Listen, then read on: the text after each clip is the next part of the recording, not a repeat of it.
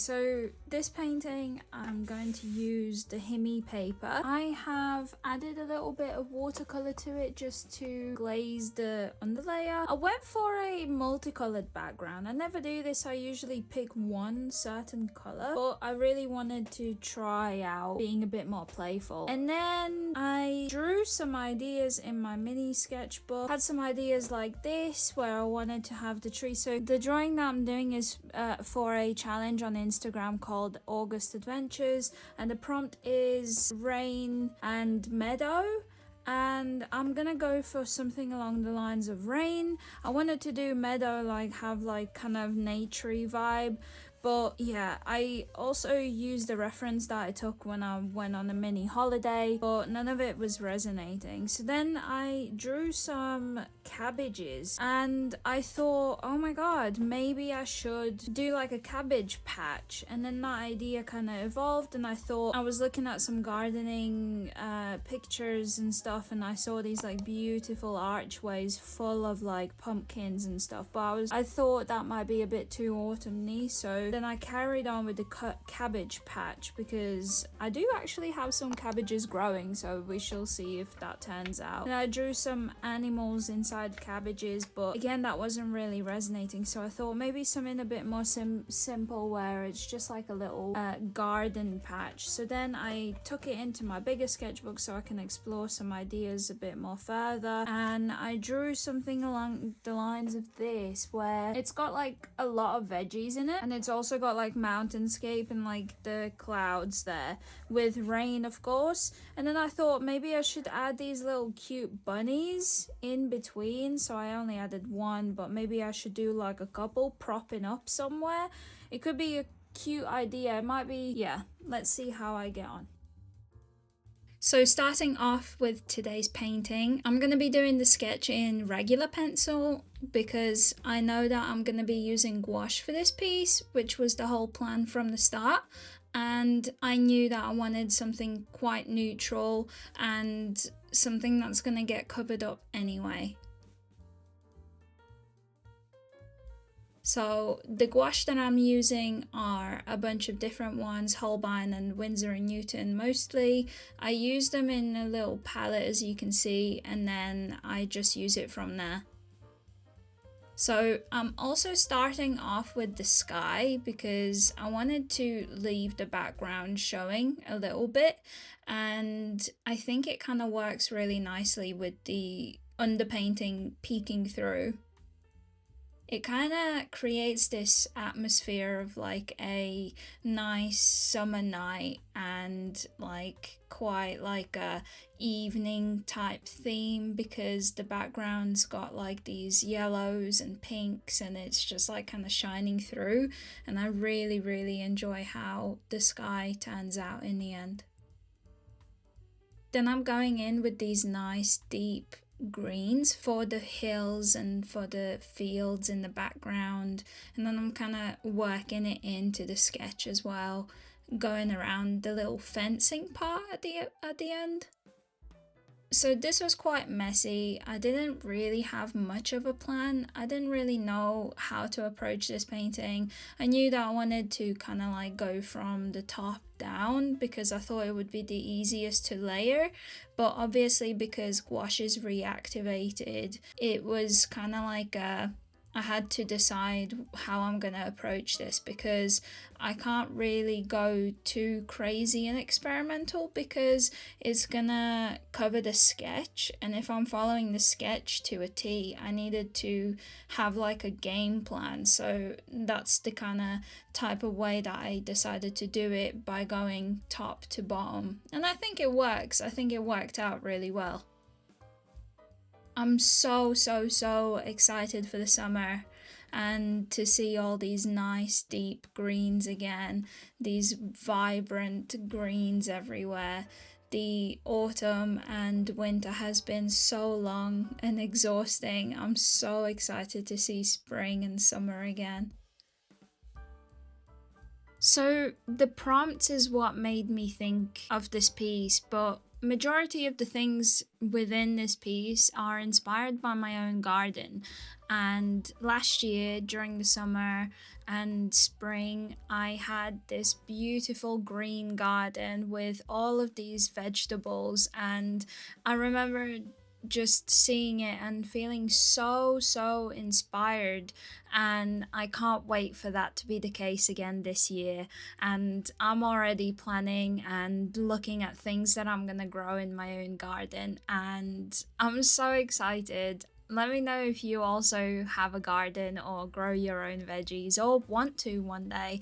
And yeah, it's just so nice to have your own things growing and seeing the evolution of like a little sprout grow into this beautiful vegetable. I grew some pretty large tomatoes last year. I think tomatoes are my most favorite things to grow because they're so rewarding. Like even a tiny little cherry tomato plant can grow into this beautiful big bush of just countless of little tomatoes, and you just get such an abundance, and I love that.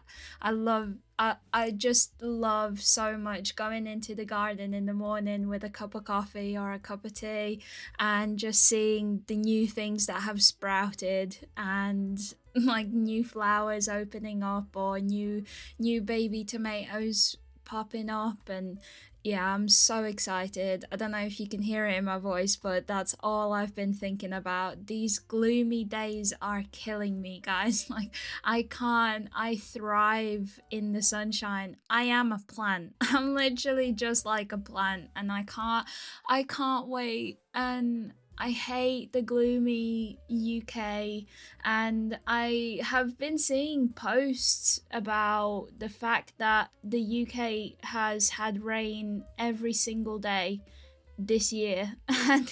And as I'm looking out the window right now, it is raining and windy and cold and gloomy.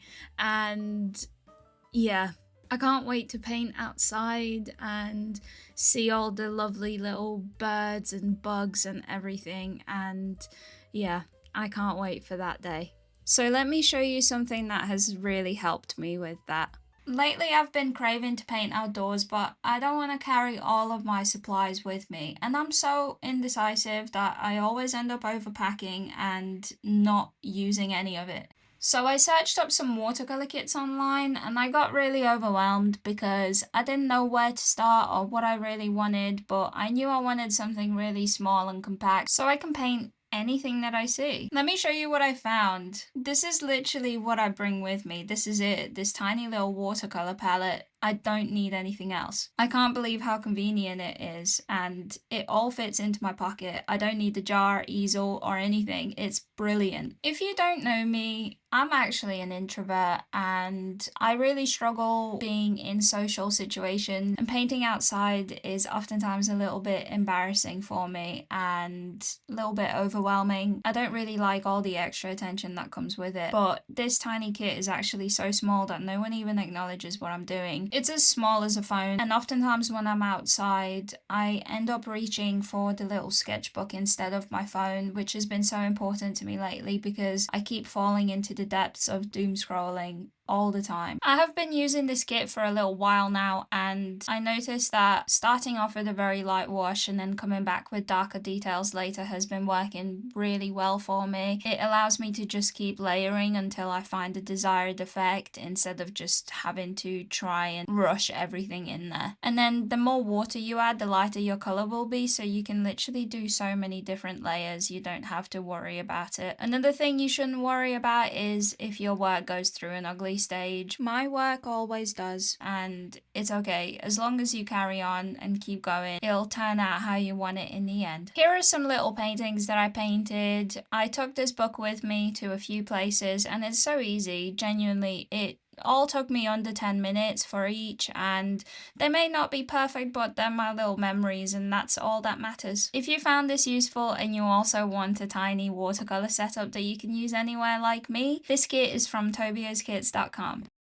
Yeah, I truly always carry way too many art supplies with me, and I do love painting outside, but I do always get really overwhelmed with the amount of stuff that I always bring with me. I can't tell you how many times that I've decided to, I'm gonna go paint in the garden today, and then I have to bring a whole table and a chair, and then I have to bring all my paint supplies because I just can't decide on what I need and what I want to even do. And I do this all the time, and then I end up getting out there, and by the time I've already set up and done everything that I thought of, and I just end up not even painting as much, or I get too hot and bothered and I just not even paint. I do this cycle a lot, especially when I'm going back to my mum's house and I want to sit with her in the garden or whatever, and I end up bringing everything.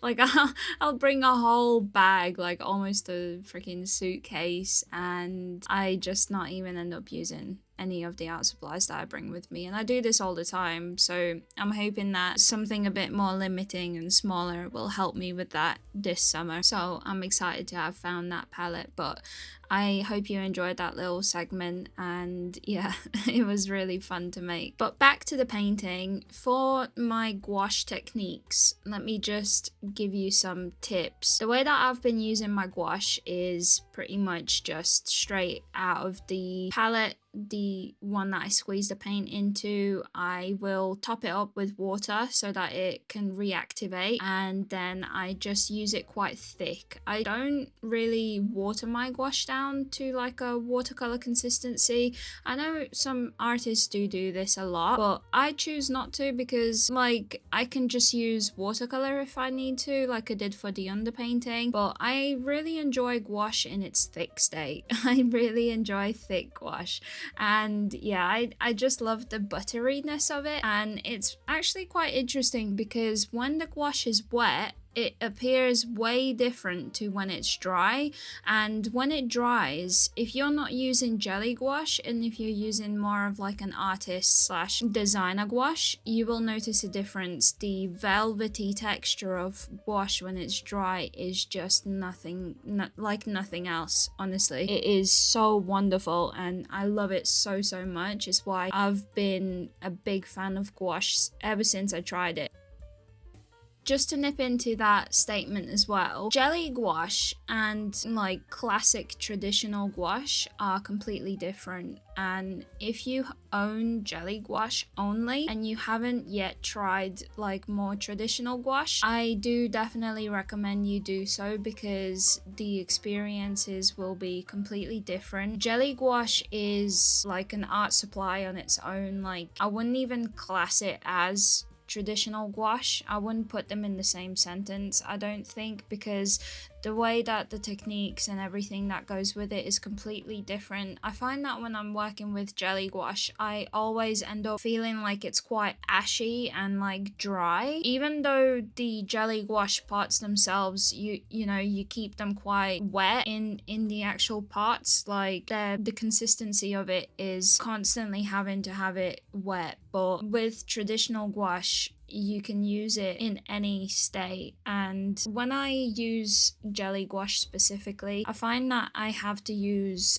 way more water for it. Like I have to have the right consistency of it to work with it, whereas with traditional gouache I find that even when it is on the drier side, you can still use it and it won't really affect too much of the technique. I like to keep my gouache in like this middle buttery like sour cream texture, where it's got enough water in it where it's still like really easily blendable, but not too dry where it's starting to leave streaks. But then again, that is like starting off with that consistency or like working with it in the middle. And then towards the end of my paintings, I do like to bring in just straight up gouache, no water into it, so that I can start to create more textures and things like that, and using the brush to work with the gouache itself instead of like trying to achieve these techniques by hand. I allow the brush to do most of the work, and this is why brushes are also important. I will say that most of my brushes that I own for gouache are quite like cheap-ish,